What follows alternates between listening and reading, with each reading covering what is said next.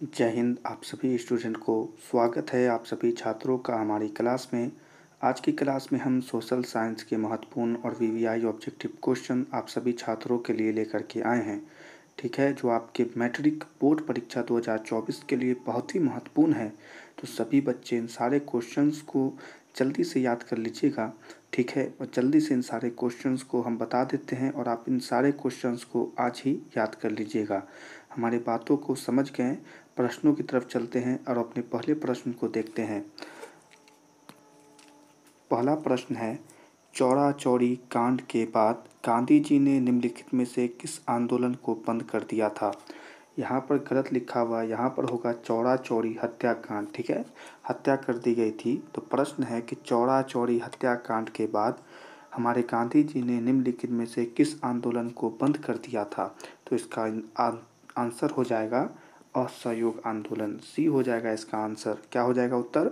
असहयोग आंदोलन। याद रखिएगा सभी बच्चे। अगले क्वेश्चन को देखें। भारत जोड़ो आंदोलन का प्रसिद्ध नारा क्या था? जल्दी से बताइए, भारत जोड़ो आंदोलन का प्रसिद्ध नारा क्या था? तो इसका उत्तर हो जाएगा करो या मरो था, यानी बी हो जाएगा इसका उत्तर, करो या मरो। याद रखिएगा सभी छात्र। अगले प्रश्न को देखेंगे।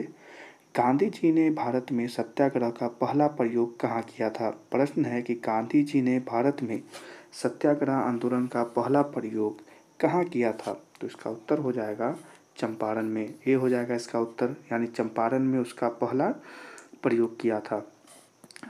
ठीक है, चलिए अगले प्रश्न को देखेंगे सभी बच्चे। तीन कठिया प्रणाली किन पर लागू थी? तीन कटिया प्रणाली किन पर लागू थी? तो इसका उत्तर है किसानों पर लागू थी। ठीक है, ये हो जाएगा इसका आंसर, किसानों पर लागू थी। याद रखिएगा। अगले प्रश्न को देखेंगे सभी बच्चे। जलियांवाला बाग हत्याकांड की जांच के लिए सरकार ने किस समिति का गठन किया था? बहुत ही महत्वपूर्ण क्वेश्चन, एकदम वीवीआई है। ठीक है ना। जलियांवाला बाग हत्याकांड की जांच के लिए सरकार ने किस समिति का गठन किया था? तो उस समिति का नाम था हंटर समिति। ठीक, ये हो जाएगा इसका उत्तर। याद रखिएगा सही बच्चे, हंटर समिति। चलिए अगले प्रश्न को देखेंगे। डॉक्टर राजेंद्र प्रसाद का जन्म स्थान कहाँ है? डॉक्टर राजेंद्र प्रसाद जी का जन्म स्थान कहाँ है? तो इसका उत्तर है कि बिहार में है। बी हो जाएगा इसका उत्तर, बिहार में है उनका जन्म स्थान। ठीक है, याद रखिएगा। अगले प्रश्न को देखेंगे सभी बच्चे। भारतीय कम्युनिस्ट पार्टी की स्थापना कब हुई थी? भारतीय कम्युनिस्ट पार्टी की स्थापना कब हुई थी? तो इसका आंसर है 1925 ईस्वी में। ये हो जाएगा इसका आंसर, 1925 ईस्वी में भारतीय कम्युनिस्ट पार्टी की स्थापना की गई थी। याद रखिएगा। अगले प्रश्न को देखेंगे। निम्न में से किस सिख गुरु का जन्म पटना में हुआ था? निम्नलिखित में से वह कौन सिख गुरु थे जिनका जन्म पटना में हुआ था? तो इसका उत्तर हो जाएगा 10वें, यानी डी हो जाएगा इसका आंसर, यानी 10वें सिख गुरु। ठीक है, याद रखिएगा। अगले प्रश्न को देखेंगे सभी बच्चे।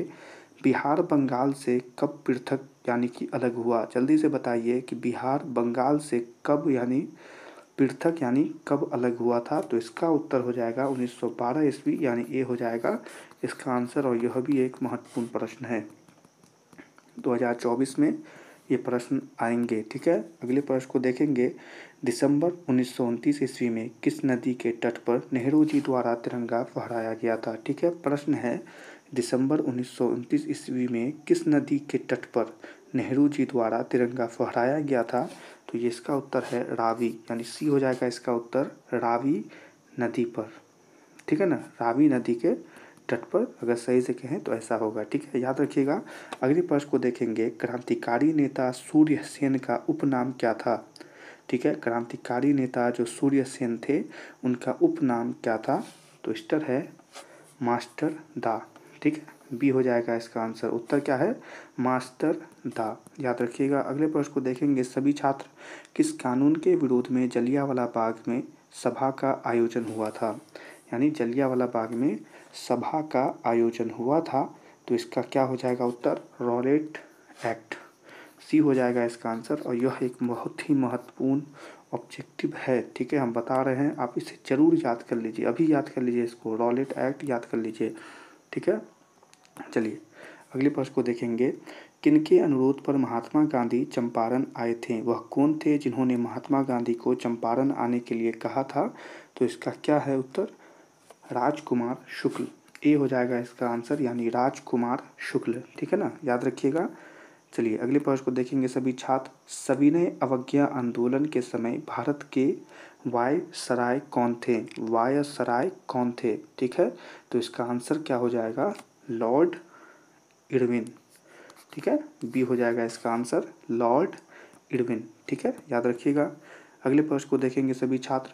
चौरा चौरी या चौरी चौरा कांड हुआ था, कब हुआ था? यह भी बहुत ही महत्वपूर्ण है, बहुत ही महत्वपूर्ण। ठीक है ना, चलिए अगले प्रश्न को देखें कि चौरा चौरी कांड कब हुआ था? तो इसका उत्तर है 1922 ईस्वी में। बी हो जाएगा इसका उत्तर, 1922 ईस्वी में। याद रखिएगा। अगले प्रश्न को देखेंगे सभी छात्र। मोपला विद्रोह कहाँ हुआ था? मोपला विद्रोह कहाँ हुआ था? तो इसका उत्तर है केरल में हुआ था। डी हो जाएगा इसका आंसर कि केरल में हुआ था। ठीक है, याद रखिएगा। अगले प्रश्न को देखेंगे सभी छात्र। दिल्ली समझौता हुआ, ठीक है, दिल्ली समझौता हुआ, या इसका अगर सही से बोले तो दिल्ली समझौता किन के बीच हुआ था?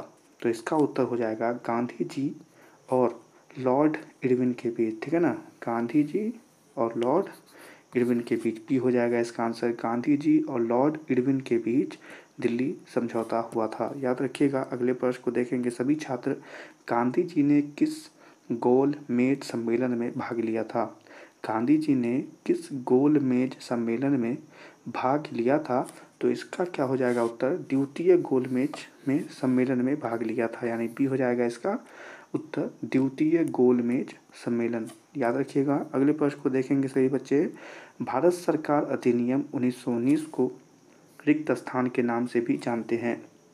भारत सरकार अधिनियम जो 1919 को वह कौन नाम से भी जाने जाते हैं? तो इसका उत्तर क्या हो जाएगा? मॉन्टेग्यू चेम्सफोर्ड योजना। ठीक है, ये हो जाएगा इसका आंसर, मॉन्टेग्यू चेम्सफोर्ड योजना। याद रखिएगा। अगले प्रश्न को देखेंगे सभी छात्र। भारत में रेलवे और टेलीग्राफ लाइन की शुरुआत किस शासनकाल में हुई? हमारे भारत में रेलवे और टेलीग्राफ लाइन की शुरुआत किस शासनकाल में हुई थी? तो इसका उत्तर हो जाएगा लॉर्ड डलहौजी। बी हो जाएगा इसका आंसर, लॉर्ड डलहौजी। ठीक है, याद रखिएगा। अगले प्रश्न को देखेंगे सभी छात्र। महात्मा गांधी के राजनीतिक गुरु कौन थे? महात्मा गांधी के राजनीतिक गुरु कौन थे? तो इसका उत्तर हो जाएगा गोपाल कृष्ण गोखले। सी हो जाएगा इसका आंसर, कौन सी? गोपाल कृष्ण गोखले। ठीक है, याद रखिएगा। अगले प्रश्न को देखें। लाल कुर्ती नामक संगठन का गठन किसने किया था? लाल कुर्ती नामक संगठन जो था उसका गठन किसने किया था? तो इसका उत्तर है खान अब्दुल गफ्फार खान, और यह भी एक बहुत ही महत्वपूर्ण ऑब्जेक्टिव है। ठीक है, याद रखिएगा। बी हो जाएगा इसका आंसर, क्या हो जाएगा? खान अब्दुल गफ्फार खान। ठीक है, जल्दी से अभी ही याद कर लीजिए। चलिए अगले प्रश्न को देखेंगे। इंडियन स्टैट्यूटरी कमीशन के अध्यक्ष कौन थे? इंडियन स्टैट्यूटरी कमीशन के अध्यक्ष कौन थे? तो इसका उत्तर है जॉन साइमन। डी हो जाएगा इसका उत्तर, क्या हो जाएगा? John Simon. ठीक है, याद रखिएगा। अगले प्रश्न को देखेंगे। न्यू इंडिया समाचार पत्र को किसने शुरू किया था? न्यू इंडिया समाचार पत्र था, उसकी शुरुआत किसने की थी? तो इसका उत्तर हो जाएगा एनी बेसेंट। ठीक है, बी हो जाएगा इसका आंसर, एनी बेसेंट। ठीक है, याद रखिएगा। अगले प्रश्न को देखें। किस आयोग या कमेटी ने सतत पोषणीय विकास की अवधारणा प्रस्तुत की थी? क्या है प्रश्न? वह किस आयोग या कमेटी थी जो सतत पोषणीय विकास की अवधारणा प्रस्तुत की थी? और इसका उत्तर हो जाएगा ब्रुंडटलैंड आयोग। ये हो जाएगा इसका आंसर, ब्रुंडटलैंड आयोग। ठीक है, तो ये थे आपके महत्वपूर्ण और वीवीआई ऑब्जेक्टिव क्वेश्चन। ये सारे क्वेश्चन समाप्त होते हैं। सभी बच्चे इन सारे क्वेश्चंस को जल्दी से अभी ही याद कर लीजिएगा। इनके पीडीएफ चाहिए हमें कमेंट में बोलिए, हम इनके पीडीएफ आपको भेज देंगे। आप पीडीएफ से जल्दी से याद कर लीजिएगा। ठीक है, और हमारे चैनल पर हम आप सभी बच्चों के लिए बहुत सी क्लास हमने डाल रखी है, जिसमें हमने बहुत ही महत्वपूर्ण वीवीआई ऑब्जेक्टिव क्वेश्चन सभी बच्चों को पढ़ाया है। बहुत बच्चों ने पढ़ा है। आप भी जाइए उन सारे क्वेश्चन को जाके जल्दी से याद कर लीजिए, ठीक है। उनके पीडीएफ चाहिए उस वीडियो के नीचे कमेंट कर दीजिएगा, हम आपको उसके पीडीएफ आपको भेज देंगे, ठीक है। उसमें कोई टेंशन लेने वाली बात नहीं है और फ्री में देंगे, कोई पैसा नहीं लगेगा। और सभी बच्चों से यह कहना चाहते हैं कि अभी तक अगर आपने हमारे चैनल को सब्सक्राइब नहीं किया है तो जल्दी से सब्सक्राइब करके बेल आइकन को ऑल पर सेलेक्ट कर लीजिए। आपको यह क्लास पसंद आई तो जल्दी से इस क्लास को सभी बच्चे लाइक कर दीजिएगा, ठीक है। सभी बच्चे लाइक कर देंगे, ठीक है ना। और चैनल को सब्सक्राइब करके बेल आइकन को भी ऑल पर सेलेक्ट कर लीजिएगा, ताकि हम जो कल फिर हम क्लास अपलोड करेंगे तो इसका नोटिफिकेशन आपको सबसे पहले पहुंचे और सबसे पहले आप क्वेश्चन देख के जल्दी से उन सारे क्वेश्चन को याद कर लीजिएगा जो आपके मैट्रिक बोर्ड परीक्षा में वो सारे प्रश्न आएंगे आपके पेपर में, ठीक है। तो सभी बच्चों से कहना चाहते हैं क्लास समाप्त होती है, मन लगा कर पढ़ते रहिए। हम आप सभी बच्चों से मिलेंगे अगली क्लास में, तब तक के लिए सभी छात्रों को जय हिंद।